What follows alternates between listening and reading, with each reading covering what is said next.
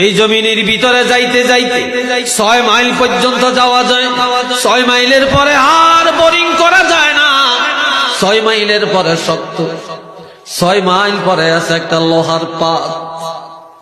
ওই লোহার পাতটা হলো আরো 6 মাইল। তার নিচে আছে আর একটা সীসার পাত, তামার পাত। এটা হলো আরো 6 মাইল। তার নিচে আছে আর একটা সীসার পাত। এটা হলো আরো 6 মাইল। এই 424 মাইল নিচে হলো সিজ্জিন।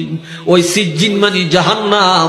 এটা হলো রুহ রাখার গোডাউন, জাহান্নামীদের রুহের গোডাউন। সেখানে যখন রুহটা নিয়ে যাবে, দরজা খুলে দেওয়া হবে, জাহান্নামের দরজা খুলে দেওয়া হবে।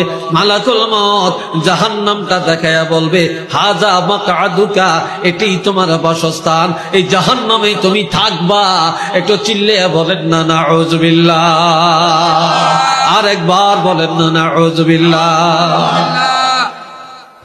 আবার বের হওয়ার সময় জাহান্নামের ডায়েরির মধ্যে নামটা উঠে দিবে। এই ডায়েরিটা দেখে দেখে কিয়ামতের ময়দানে হিসাব নেওয়া হবে।